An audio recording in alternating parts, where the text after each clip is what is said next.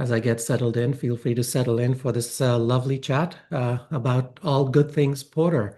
I suppose all things Porter, good, bad, and the ugly. We'll see how much our esteemed guests allow us to probe them a secret sauce if they can share with us and everything in between. Martin already first in comment says, I'm surprised 50 people have time on a Friday afternoon. Join me in welcoming two executives, two senior leaders from Porter Airlines. And like I said, we'll be chatting with them about the current status, the future, good things coming with Porter, and where the challenges lie. So rolling in, Eddie Eldebs, he is the Senior VP and Chief Commercial Officer, and Brian Schreiber, who is the Director of Loyalty. Welcome, gentlemen, and thank you for spending the time with us today. Hello. Yeah. Thank you. Thank you for having us, and it's a pleasure to be here. Hello, everybody. It's happy 19th, by the way. I did not have this on my script, but just as I was doing the welcome, I was like, wait, it is the 19th. Uh, yeah, happy 19th. How does it feel to be 19 again? We'll start with Eddie. Yeah, it feels great, and I am very fortunate that I happen to celebrate my anniversary at the exact same time of Porter because I was hired 2 days before Porter started flying. So technically, I'm 2 days older than 19 over Porter, but very exciting milestone. And yeah, we're very happy to be where we are today with all the growth we've had over the last couple of years. It's been a very exciting 19 years at Porter. Fantastic. I'm not going to let you just glaze over your special connection of hired me 2 days before. Tell us a bit more about that because that has to be special, right? So you've been with Porter since the advent and worthy journey with Porter as well. So tell us a bit more. You started off as a customer service representative, and here you are, senior VP. So tell us everything. That's right. Basically, I've been with Porter my entire career for the most part since the beginning, as mentioned. I started part-time as a lead customer service representative. I was finishing my undergraduate degree in finance. My plan was to, get into investment banking, some sort of finance at the time when I was finishing my undergraduate degree. And Porter was a great new start airline that was started operating out of Billy Bishop in 2006. And I was working part-time as I finished my full-time studies. And I happened to graduate in 2008 in the middle of the financial crisis. And so it was difficult to get a job in finance, but of course Porter was in rapid growth mode. And I, at that point, joined as a pricing and scheduling analyst. We were very small, had 6 aircraft at the time, growing from Billy Bishop, the Eastern regional hub that Porter has historically been known for, growing from 6 aircraft to the 29 that we had today. And basically, long story short, I've held various commercial roles, pricing and scheduling.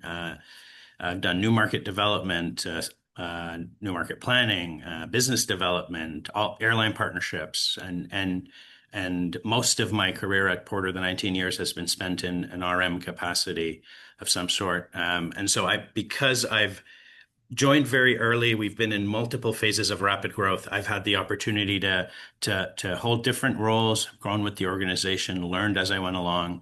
I developed my deep technical expertise, I'd say, in RM and subject matter expertise from various mentors and bosses that I've had in the past. I've been very fortunate, and we've been very fortunate at Porter to have hired some pretty exceptional talent, previous VPs of RM from large US carriers and otherwise that I've learned from along the way. And here I am today. I feel very fortunate to be in this position, to have basically been part of numerous phases of growth for Porter, and to be here today, like in this newest phase that has us completely transforming the organization and going through, a pretty significant expansion in Canada, US. So it's been exciting. Let me bring in Brian. Brian, welcome.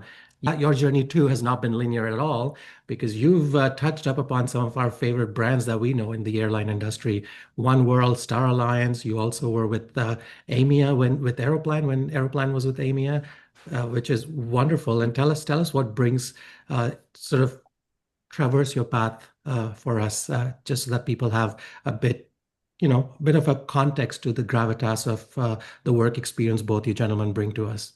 Yeah, sure. Yeah, it's great to be here. Thanks for having us.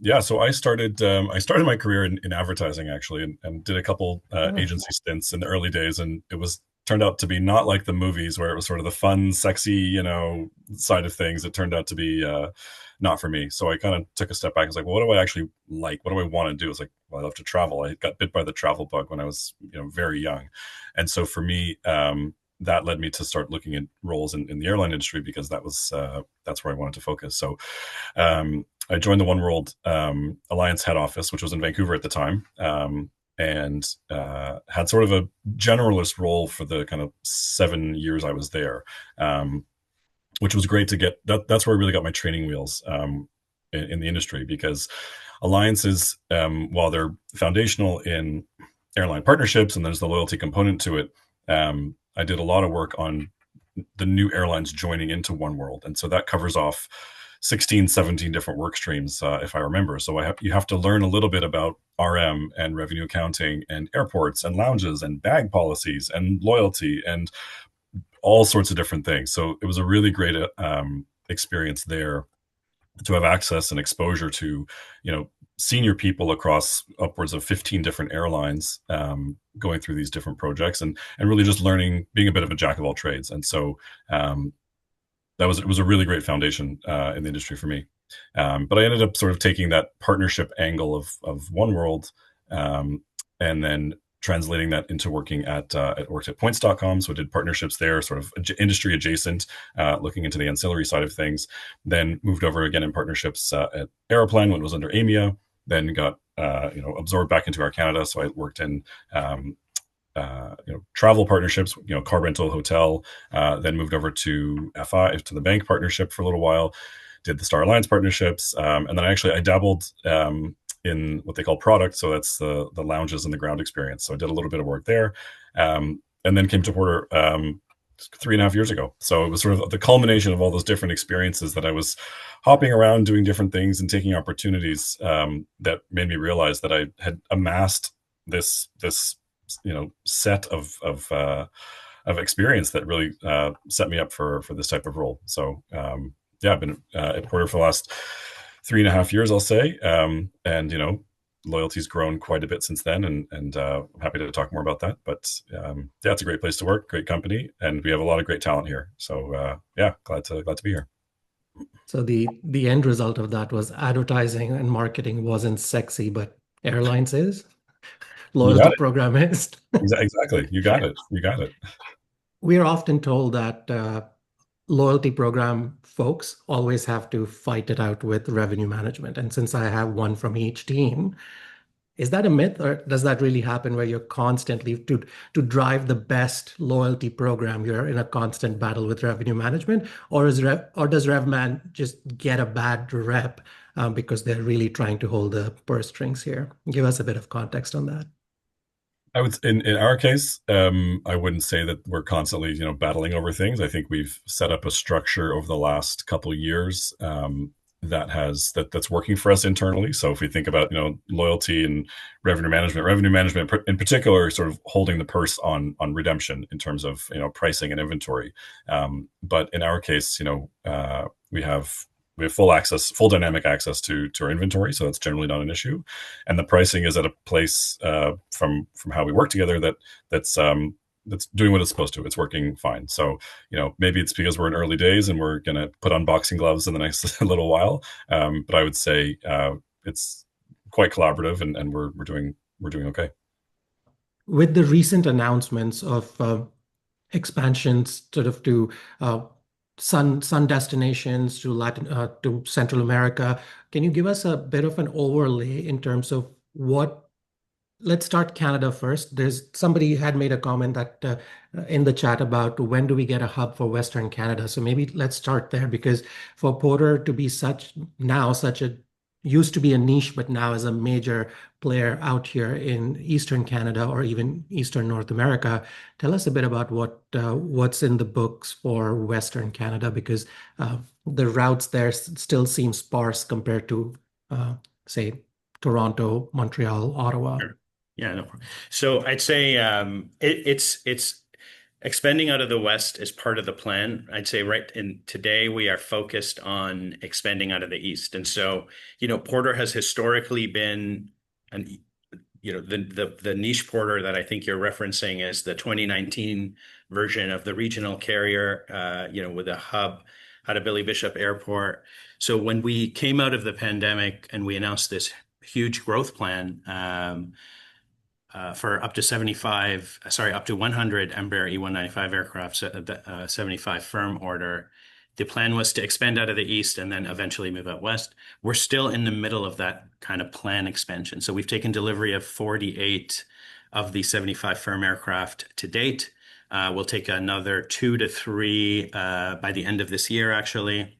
And our focus has been expanding where we have strength. And so that's, presence out of Toronto, where we're very well known. So we've added new flying to Western Canada from Pearson.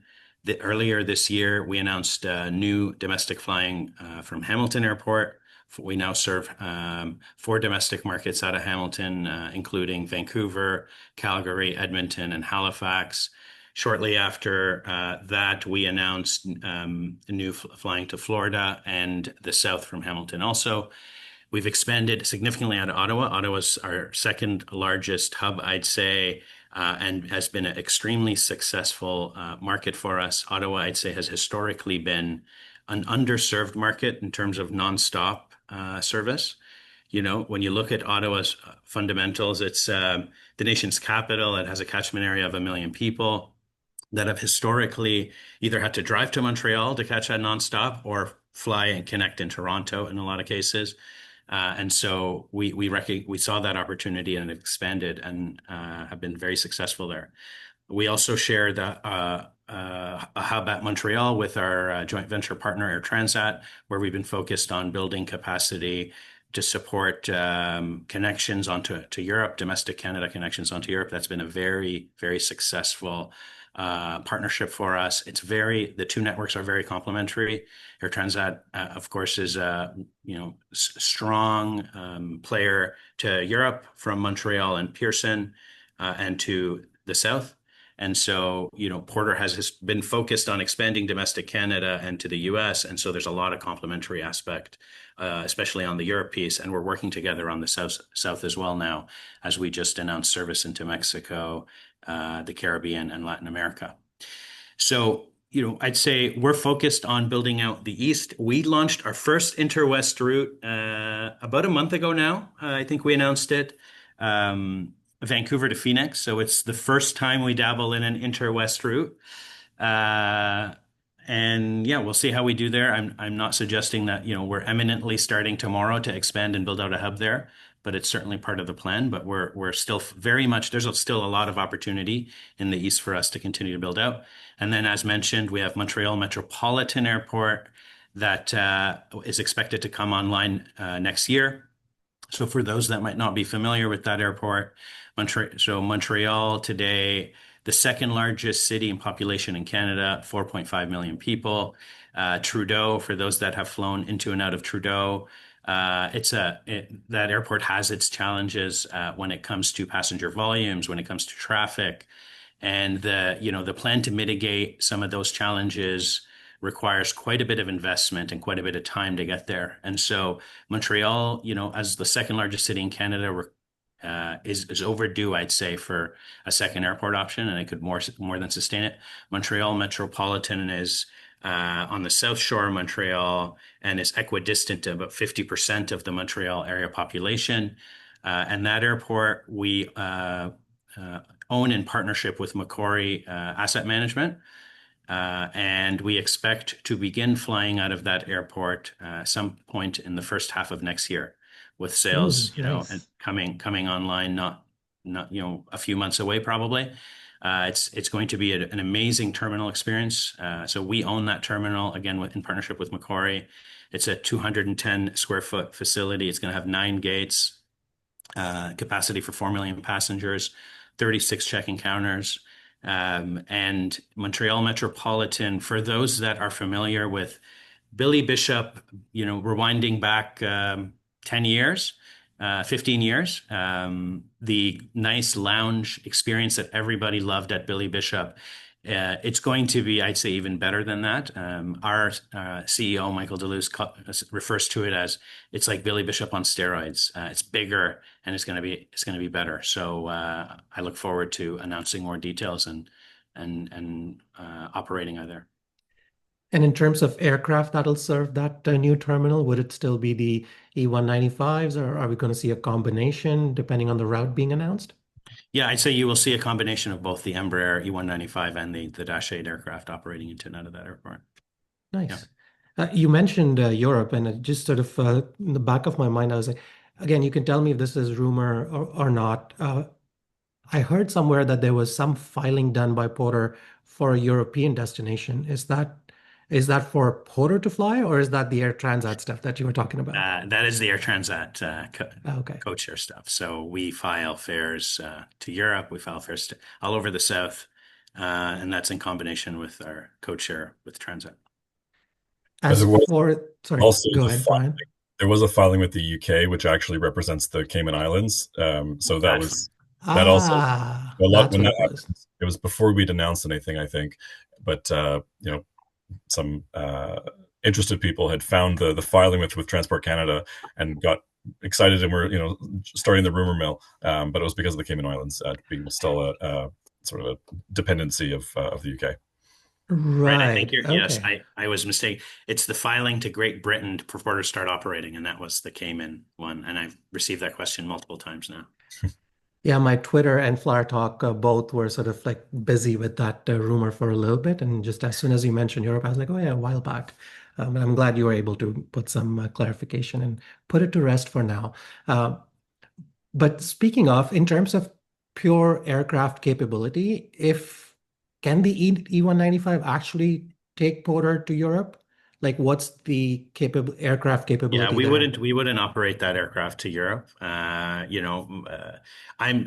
have to defer to my colleague in network planning. My guess is we could probably operate a St. John's, Newfoundland to an Iceland, but it's not an aircraft built for, transatlantic service. But it's a very capable aircraft that can take us, call it within 5 to 6 hours, anywhere around Toronto within 5 to 6 hours. So, Yeah, because you we're guys are comfortably already getting to, doing the Liberia, Costa that's Rica right. route, That's right? probably the So that's furthest. about the same distance, That's correct. give Yeah. or take. Yeah. Nice.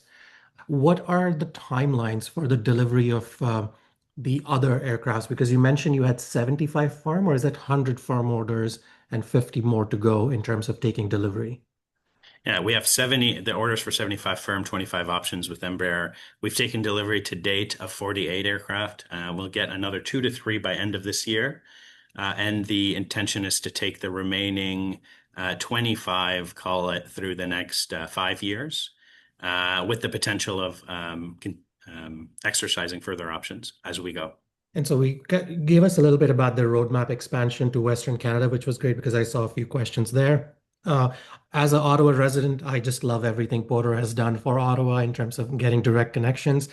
Can't say enough good things. So consider me biased in that opinion. But yeah, just love the fact that it's not just the routes. You actually have, and I'm not saying this to you, but for the listeners, uh, Porter also has a community involvement. I think there's a strategic partnership with Algonquin College to sort of train up aircraft maintenance diploma programs and such, which is fantastic. And then there's two terminals, right? There's that you've built here in Ottawa. Or is it just the one terminal? It's the one terminal, but we have a huge hangar facility that we've invested That's and built, correct. and we do most of our maintenance, Embraer Ha- maintenance in Ottawa. Yeah, sorry, I meant hangar, not terminal. But yes, yeah, Yeah, great. Ottawa's, as I mentioned, is a very successful market for us, and I hope you have the BMO VIPorter MasterCard and you're collecting points to get some free flights on Porter if you're a devout Porter fan. Yeah, absolutely, absolutely. I mean, being in Ottawa, especially for those that are here, not just Ottawa, Toronto, Montreal, and the expansion that we're seeing with Porter, it's difficult to not have that card in your wallet, especially if you are looking for direct flights, be it leisure, business, or a mix of both. And because I kind of mentioned business, let's quickly transition and talk a little bit about opportunities and challenges because there is a lot of excitement about the new XLR products that are hitting the market with but pretty much most airlines now have put in orders. So single aisle aircraft, and there was so much excitement and continues to be with the E195 as well. How do you see that as a competition? Do you see that single aisle kind of service across not mainstream, legacy carriers as well? Or are there opportunities, and where do you go from here as an airline for a single aisle aircraft service that you offer? Since you've mentioned so much about expansion over the next few years, do you see diversity coming to your own fleet eventually, or it's all hands on E195 for now, and then we'll think about things later? Yeah, I'd say that it's about that. It's all hands on deck right now for the E195. We're about halfway through our plan, and we still see a lot of opportunity to expand from Eastern Canada, and potentially even Western Canada with the Embraer E195. It's been a great airplane, and the focus is to continue to build out our network, Canada, US, and into the South. We have no imminent plan to acquire any incremental fleet, but once we, execute and go through this, who knows what will happen on the other side. In terms of the XLR itself, it's a great aircraft. That aircraft is built for long range, and so it's focused on the transatlantic stuff that you're referring to, and so that's where it's likely to fly. And so Yeah. I don't see us, we certainly will be competing on certain sectors, but it's not going to be put up against an E195, I'd say, in many of the markets where we're operating at high frequency. For Porter Reserve, and this is a question I get to answer pretty much once every week, if not more, at various forums. When we talk about Porter Reserve, economy, everybody understands. It's just what else is there beyond economy in these aircrafts these days is where the confusion lays. What is Porter Reserve's direct competition? When I answer that question, or when somebody's thinking about it, do you want them to think about Porter Reserve as being akin to premium economy, slightly better, or are we talking about business light? Like, where would you peg it in this competitive market? Not so much from a revenue management perspective, but more from the recognition of that product within the leisure market that doesn't sort of geek out as much as sort of this community does on aircrafts and seats and such. Sure. So we Porter is an all economy airline, and focused on the economy segment of the market, and we were very intentional about opting out of putting traditional business or even premium economy class on board our aircraft. And so Porter Reserve's positioning in the marketplace is very intentionally focused on the economy segment. Now, to answer your question as a consumer and not as the airline marketing person at Porter, I'd say it's a premium economy product that could compete with a business class product. I'd say like the onboard experience of Porter Reserve, with the except the wider seat, has a similar experience to business class, narrow body business class, of course. It's got what we call it the all-inclusive fare product, right? It's the all-inclusive experience. You get all of the ancillaries, you get all of the items that are available for purchase on board in Porter Classic included in your fare. So on, the longer sectors, you're getting a free meal, you're getting everyone gets free wine and beer on board a Porter aircraft, but some other things like cocktails that you might need to buy in Porter Classic. So Porter Reserve, is an economy product that includes everything and positioned intentionally as such. We've done very well with Porter Reserve. I'd say when we were originally planning out the type of configuration we were going to have on these airplanes, we did a lot of research to understand the business class segment in Canada, the premium economy class segment in Canada. We knew Air Canada's strength in the business class segment. Like, they have a true strength there combined with their Aeroplan, loyalty program. WestJet was also making a strategic shift. And I'm talking now, 2021, when we're coming out of the pandemic, WestJet was converting all of their aircraft, 737s into the new, what you see in the marketplace today, their new premium product, which is the wider seat on their narrow bodies. Prior to that, they had in a lot of cases, the 3x3 in the 737 with the middle seat blocked off. And so they were going through that conversion. And so, yeah, we were very intentional about Porter Reserve, and we've had tremendous success with it. It's focused on the the leisure and the business market. People leisure. It's a well-priced value product. It's nowhere near as expensive as a business class seat or a premium economy seat, and it's quite a nice experience. Q400s, I don't want to skip that particular aircraft because that's been such a workhorse for you folks from your first day in Porter on all the way through to now. What can you tell us in terms of plans for reconfiguration, upgrade of that product? Because from what I mean, Air Canada recently announced that a large sort of revamp or reconfiguration of that cabin for their Q400s, and I'm wondering where does that leave Porter? Are Porter aircrafts sort of much newer or younger that they don't need that shift, or is there investment coming in that aspect that you can share with us today? Yeah. So in the short term, we don't have a planned reconfiguration upgrade or a reinvestment in the interiors of that aircraft. I'd say we're very focused on continuing to expand with the E195, and it's not to say we won't look at it in the medium term. We have a fleet of 29 Dash 8s now. But that aircraft is very important to us. It's the only aircraft that can operate into and out of Billy Bishop. Billy Bishop continues to be a very important hub airport of Porter, and that we will make the investments in that fleet when required and ready. Nothing planned in the short term. Yeah. And can we quickly, can we spend a couple of minutes talking about Billy Bishop because a few changes coming to them as well. I mean, my first question is, given the expansion of your competitors in Billy Bishop and your own expansion, is it hitting the seams of that airport capacity now, or is there still room operationally? Because I think the pre-clearance that's coming up soon would help the operation side of things from a customer experience. Yeah, But what can people look at Billy Bishop for beyond what it is? Because now it just seems like it's packed and like sardines most days. So in terms of pure experience, and you don't have to speak for the airport, but I'm wondering, you kind of also mentioned the lounge, like the old school lounge experience that Porter was known for at Billy Bishop. Everybody got that lounge experience. Will we ever see something like that return to Billy Bishop, or is it just gone beyond where there's not much scope of improvement or expansion or from a Porter perspective? So maybe I'll speak to the lounge experience first, and then I'll tackle the capacity question at Billy Bishop.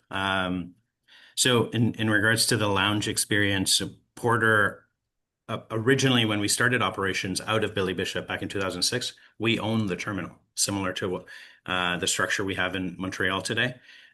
We own that terminal, and we built the terminal that's there today. And we sold that off in 2015. And up until we sold it off, that's where we had the lounge experience that Porter has historically been known for and people loved from there. And the new owners, they're airport owners, and they transitioned to an airport with normal concessions and that. And I don't suspect Billy Bishop will go back to that previous experience that we had that was unique at that point in time, and it's grown into a large airport that requires the more traditional airport experience. Of course, there is a lounge that was built in the domestic side now, the Aspire Lounge, that is being used by some Air Canada passengers, and yeah, so that's the answer to that question. In terms of the capacity, Billy Bishop is a slot constrained airport, and there are slots available. I believe there continues to be slots available even after the latest Air Canada announcement that you referred to with their expansion, the expansion they announced to the US on the 23rd of October. But there's not a lot of slots available. So I'm talking about arrival and departure slots That airport has a passenger capacity limit, I believe, of 3.8 million, if not 4 million people a year.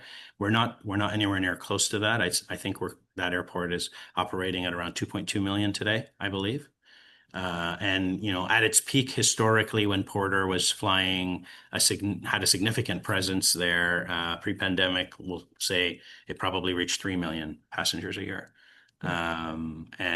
But there's still opportunity for that airport to grow.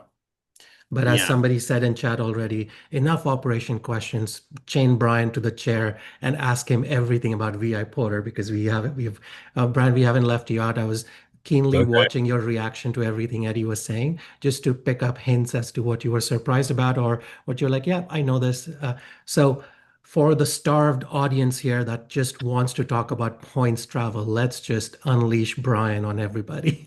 Brian, tell us what's I mean, first, congratulations on the new credit card partnership. Congratulations on everything that VIPorter has sort of evolved into. Tell us a bit about I guess in the next couple of years, what can current VIPorter members look forward to as a loyalty product?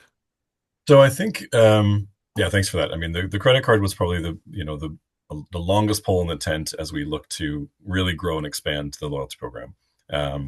With the airline in such rapid growth, we're tending to see the loyalty program be a little bit sort of behind that growth by about 6 to 9 months. So as we add more capacity into the market, we're taking more passengers. It takes a couple months for them people to join the program, start burning their points. And so as credit card was first. It was I'll say upwards of 2 years in the making from the time we started doing research and business casing and then issuing RFP to find interested banks, going through that whole process, going through the contracting, upwards of 200-page agreement that we had to sign with BMO, determining what the value proposition was going to be for the cards, deciding what the welcome offers were going to be and the structure, doing all the back end technology, all of the marketing, all of the emails. So we always knew it was going to be the heaviest lift. And so we put that first for those reasons, but also because it enables people to start earning VIPorter points every day for every purchase.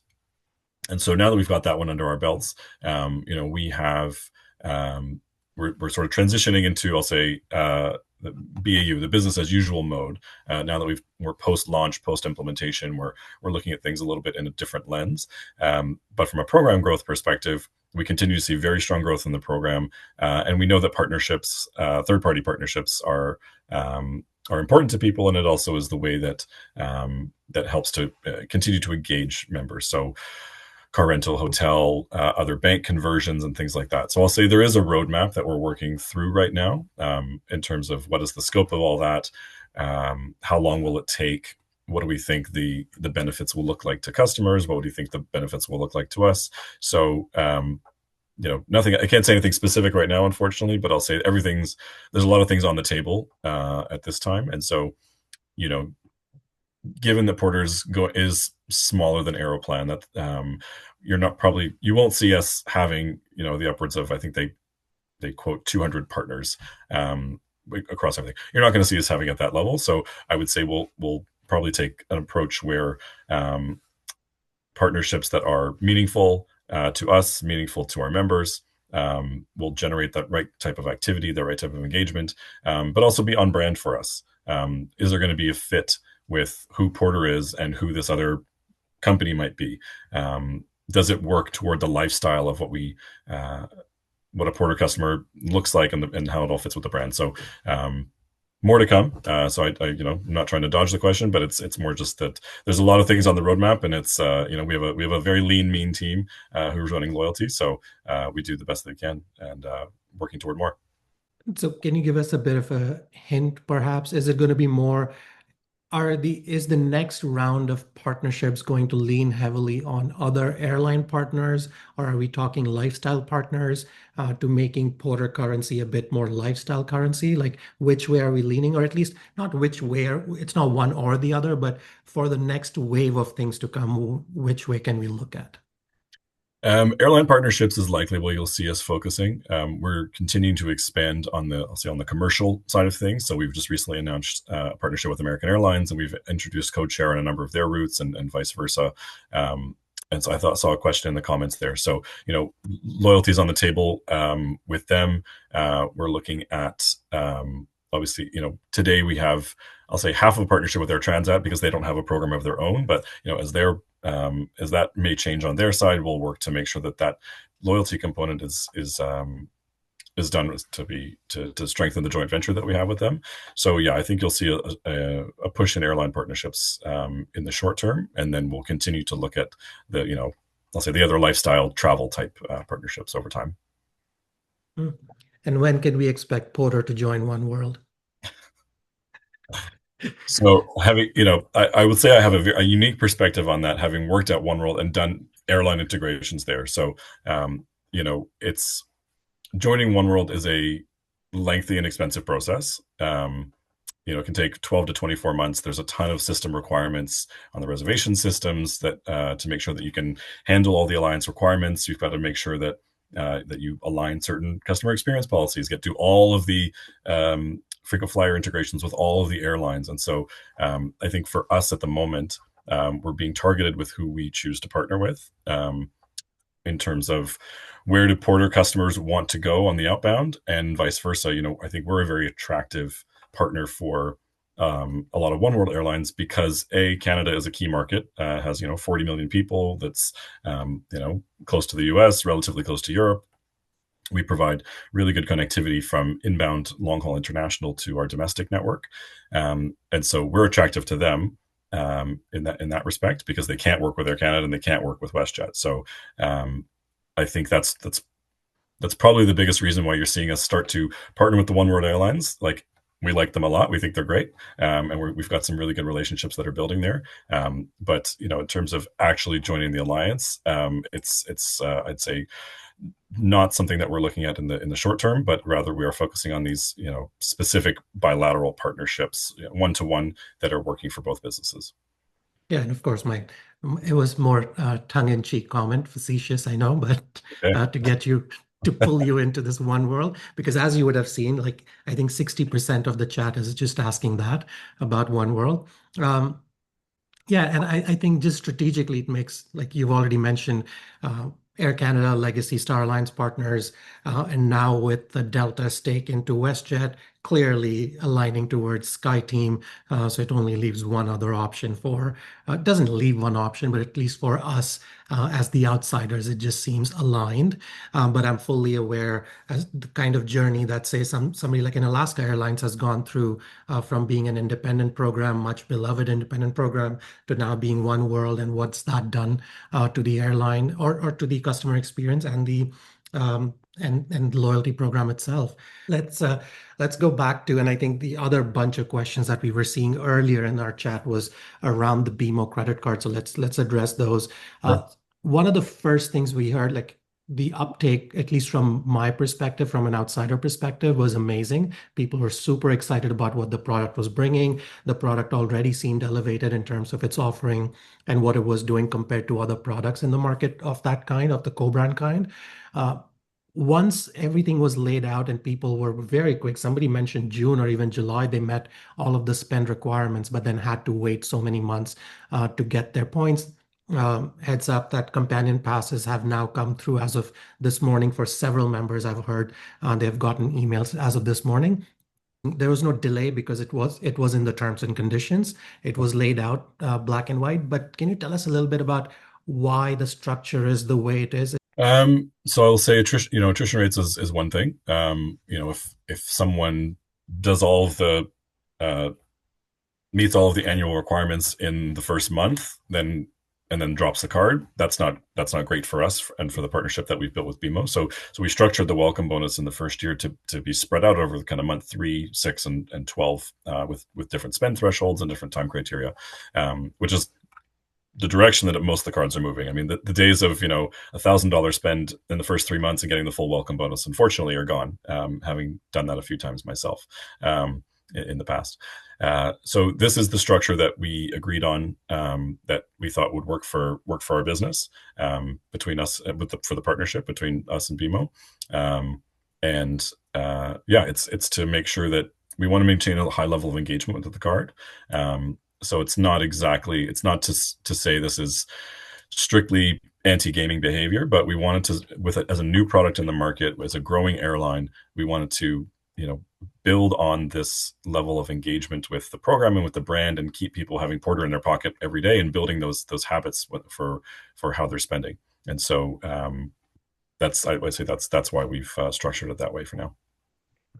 And on the business side of things, have you seen more new, I guess, Porter customers taking on the card, or has it been more people that were already flying Porter enough that they thought there was great value? Because I'm sure it's a combination, but I'm wondering, given how amazing the welcome bonus offers were, are you seeing a bit of a increment in your membership as well because of how the cards were structured and delivered? Yeah, we expected a mix. I would say that the non-member, so people who are joining the program at the same time as getting the card, is higher than we expected. Hmm. So, which we're very happy about, right? That we're getting a new member and a new credit card customer, and we're getting, they're doing the activities, doing the spend to get there. They're starting to fly with us. They're trying us for the first time. So I think you're right. I think the value prop of the card is working in terms of, yes, a very rich welcome offer, but it's also the permanent, instant avid traveler benefits that you get right away. So the cards are offering a lot of value to the everyday economy traveler. You're getting at minimum priority check-in, and extra points for every dollar that you spend on Porter, through the VIPorter side of things, plus what you're Mhm. getting on the card. And in the case of the World Elite card, you're getting a free check bag, you're getting free Porter Classic seat selection, a few other things. So that has tangible value to people. And so you add the welcome points, all of the, up to 80,000 points, depending on where you acquired, getting all those points in the first year, plus the companion pass, plus everything else. Like, it's a very compelling and value driven package that we're offering. So I'll say I'm not surprised, but at the same time, we are a little surprised that we're, getting people off the street, so to speak, to join the card and start flying Porter. Yeah, yeah, I'm in full agreement. In terms of value prop for current cardholders going into, I mean, year two is still a little bit away, right? Like the cards launch in March, April, somewhere around that. Yeah, March 24th was our big launch Yeah. day. So, well, I guess it's coming up soon, Yeah. the first year anniversary, and all the talk about sort of, anti-gaming behavior, attrition rates and such. But in terms of pure value proposition of keeping that card for year two and onwards, uh, can we be assured that the core structure of that card will not change? I mean, other than the waitlist bonus, I think everything else can, the welcome bonus going up or down is a different thing, but just the core structure continues to be the same, which is a really strong earn card for Porter Flyers, at least the World Elite one. Yeah. So the earn rate on the card, so the 1 point for dollar on as the base, and then 2 for gas, grocery, dining, and transportation, and then 3 on Porter. That will always be there. That won't change. And the instant automatic venture level on the World Elite card, that also won't go away. So you're right. The welcome offers will change from time to time, as we would expect over kind of the 8-year term that we have with BMO, and as people are used to seeing that with other banks and cards in the market. But that sort of, those core value proposition from the travel experience and the earn proposition will be there forever. Yeah. And how does that interplay between route expansion and credit card acquisition happen on VIPorter side? Because I mean, Eddie spoke about the west, sort of the routes out of west. So folks that are out west, say west of Calgary, often will sort of struggle to use that card enough just on Porter Airlines to be able to keep that card. I guess my question is, what can you do as an airline to make sure that card acquisition remains strong and then card attrition remains low in those regions of Canada? So I mean, yeah, our network, as you say, will have a big part in that. So as we continue to grow and expand, we'll become more attractive to people living in these places. I mean, we've only been flying to the west for it'll 2.5 years. It'll be 3 years coming in February of this coming. So right now, if we look at the provincial breakdown of our card holders, it's aligning more or less with our member distribution. So things are Hmm. tracking generally in line there. We do have to some extent the strength of BMO being one of the big five banks in Canada. They've got bricks and mortar presence. It's a well-known brand. So they're acquiring some customers as well. The majority of customers are coming from our channels, which makes sense because people who have flown with us before are familiar with the program and they want more Porter every day. So that makes a lot of sense.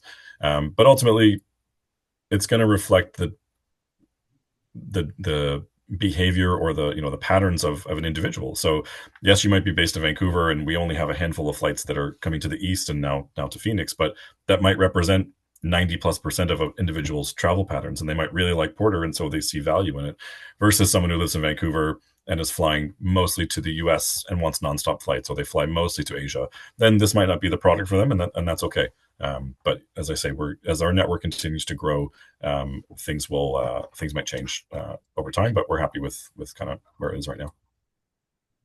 And are you? I'll just add to that, go ahead. Anshul.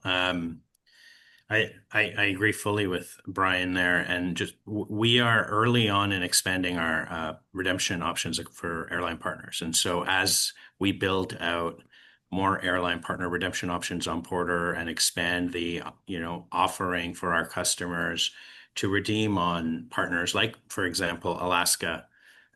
So someone based out west, may fly Porter 50% of the time, and if all of a sudden we can enable redemption on Alaska's network from Vancouver to Seattle or LA, they might find that valuable. And so that's the types of things that Brian and his team are very actively working on now to expand the areas where people see redemption options and get good value out of their VIPorter points.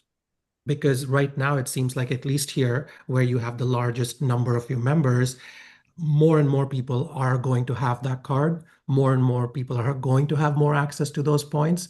So is it just inevitable that it'll just require more Porter points to get from point A to point B? I'm just trying to do that price competition just on the redemption side as well and see where you're at in terms of managing that expectation. So we manage things. We have sort of our internal financials with that. That's that loyalty and RM collaboration that's constantly happening. But we do have a keen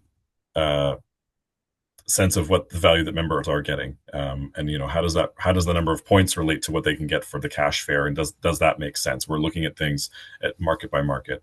We're comparing ourselves to Aeroplan and to WestJet to say, looking at intra-North America, I often I benchmark things to the very outdated but still top of mind. 25,000 round trip within North America. That was the old price grid that so many airlines align to.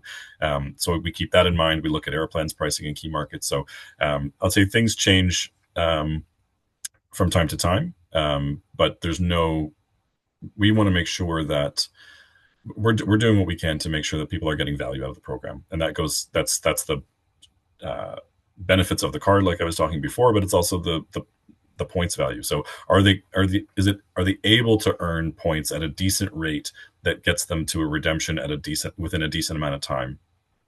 And so if we keep moving those goalposts, if we would do that, then all of a sudden we're pulling the rug out from under people. They're not getting value. They're not going to appreciate being a member. They're not going to add their member number to their bookings anymore. They're just going to shop on Expedia instead. And so that type of behavior, if we're not doing that today, I guess is what I would say. We're looking at things, a number of different factors when it comes to redemption pricing. And so, yeah, if somebody's looking to fly to New York in 2 hours, yes, you're going to have to pay 40,000 points for that. If you want to fly to Montreal in 2 months out, yeah, you're going to get it for 5,000 points. So it's dynamically priced in line with the inventory that's available. But yeah, we're very keenly aware of that sort of valuation exercise. Yeah, we have spreadsheets, but we don't expect people to have their own spreadsheets. And so we're looking at things from a customer lens as well to make sure that the program is seen as valuable and people want to engage with it. Since we have a couple of minutes, let's just quickly transition to questions in the chat around status. So when we talk about credit cards, a couple of elements that people look for is how easily can I maintain status through spend on a premium card like a World Elite card, and And other elements like lounges, because now lounges is a big strategic thing that people just don't have access to a Porter lounge when they travel to all of these. What's the play there? Like, what's the future there? How are you adding that as a variable to card acquisitions and such? So while we did have a lounge in the early days, like we've talked about, we don't own the airport anymore, and so the concessions that are at Billy Bishop, for example, are being operated and managed by that airport authority. Lounges as a Porter branded product is not something that's in our current strategy. It doesn't really align with sort of the all economy product that we have, but we know that there are still people who, whether it's for business or leisure, want lounge access from time to time. And so on the World Elite card, you do have access to the Dragon Pass program. I believe the annual fee to join Dragon Pass is waived, and then it is a pay per entry fee. So it's available to the World Elite cards, but it's not something that's going to be a core focus for us as part of the value prop. Okay. So no, I would have, I mean, not from the revenue management perspective, but I would have thought the other way around, which is since there are no lounges, airlines own lounges, there would be a little more emphasis on trying to get members complimentary access to some lounges through the card itself, uh, which is where I thought the one aspect of that card still sort of holds out for me as a frequent traveler is just having some complimentary lounges, even 4 or 5, because when you equate that lounge access only to other competitive cards in the market, pretty much most of them will offer, even the non-co-brand ones will offer something through a priority pass or a dragon pass, which is access to complimentary lounges. Yeah, Um, we did a lot of research leading up to finalizing the value proposition, and we looked at a number of different things, whether it was free bags or lounge access or like free companion passes and vouchers and things like that. And we weighed everything up against each other, and ultimately decided that based on what people were telling us in research, that that's one of the big reasons we went with the companion pass, and that and the voucher on the standard card. Those were something that was more in our control. It was something that people ranked very, very highly. And so again, you have access to lounges if that's important to you, but as part of the sort of ongoing benefits of the card, the decision was made to go with other pieces. But that said, it's not not to say that things won't change in the future, but certainly that's where we are right now. Fair enough. Any last questions, folks? We'll give you another 30 seconds before our lovely guests, I think we'll unplug them. We do have everybody. I know why everybody is still hanging around on a Friday, because we have a lovely, lovely giveaway, a generous giveaway of Porter Reserve ticket, good for 2 people to fly anywhere in the Porter network, which is fantastic. And we'll get to that. Status match, yeah. And somebody made a comment. Now that things are in, what's the term without offending anybody, in a bit of a transition phase with your competitor, this seems like a great time to invite a few people to try out Porter through status or through a credit card acquisition. Any thoughts on status matching? I have a lot of thoughts on it, and I'll leave it there. Yeah. Can we expect some of your thoughts in forms of promotions coming up over the holidays? You could possibly see something like that in the coming months. Yeah. No, we're keeping a close eye on the changes that Aeroplan has made, and WestJet as well. They made some big program changes back in April. So again, we're very on top of that, of what they're doing and how the market's reacting. So as a cherished underdog brand, as you can see with a lot of our social media posts from time to time, we're not shy when it comes to competing and taking certain angles to things. So yeah, we're looking at all sorts of different things. Yeah. Amazing. Yeah. Well, Brian, Eddie, you've been more than generous with us with your time. Thank you so much for taking the time. I will not take more of your time. We'll run the giveaway right now. So folks that are logged in, stay logged in. But Eddie and Brian, thank you so much for your time. Truly appreciate it. Thanks for having us. Thanks for having us. It was Take great. care.